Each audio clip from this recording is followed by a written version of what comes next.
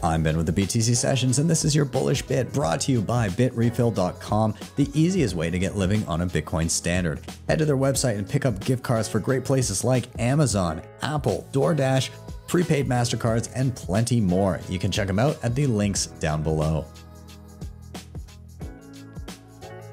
Going all in on Bitcoin can mean a lot of things, and a lot of people still see it as just like a savings vehicle. But when you really, really go all in, that means you don't have fiat to use, as is often the case for me. That's the goal. And so you're in a position where obviously you must spend your Bitcoin. And, you know, there's services and things that can help you navigate that. But I think that the most resilient way that one can truly become like a self-sovereign Bitcoiner and be able to be confident that regardless of who wants to tell you no, you can still live on a Bitcoin standard. And that's establishing peer-to-peer relationships with others where you can just directly pay for their goods and services with Bitcoin itself without even navigating through a service.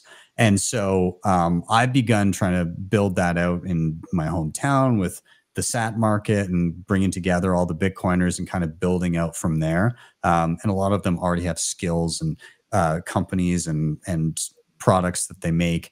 And so it's a no-brainer for them to be able to just accept Bitcoin already. And I've started to see that pop up in my everyday life more and more, to the point where I'm now kind of starting to look down the list of things that I regularly get, not just using gift cards and stuff or using like a local service to be able to pay bills or things like that, but like the things that I can get now just directly from people I know with Bitcoin.